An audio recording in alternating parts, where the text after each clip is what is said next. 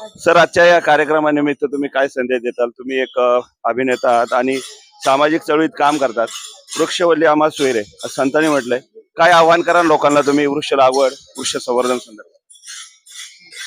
नाही, आज वाचनालयाचं उद्घाटन आहे ना, तर वाचलं तर मग सगळं येतंय. पण आता सगळं जे काय असतं ते झाडापासून बनतं ना, त्यामुळे आधी झाडं लावली पाहिजेत, मग पुस्तक तयार होतं ना.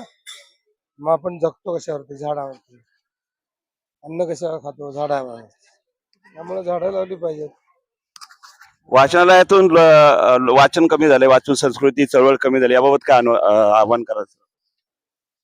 नाही, आता वाचले तर वाचतील ना, त्यामुळं वाचायला पाहिजे. वाचलं तर घडाल तुम्ही, आणि वाचलं तर वाचाल तुम्ही.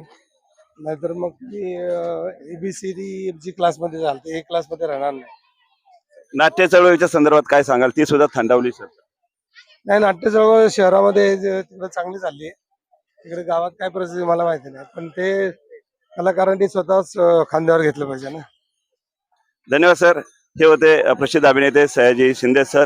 सामाजिक कार्यामध्ये चळवळ. अहिल्यानगर जिल्ह्यातील अकोले तालुक्यातील इंदूर या ठिकाणी एका वाचनालयाच्या उद्घाटन प्रसंगी ते आलेले आहेत आणि त्यावेळेस आपण त्यांच्याशी संवाद साधला. धन्यवाद.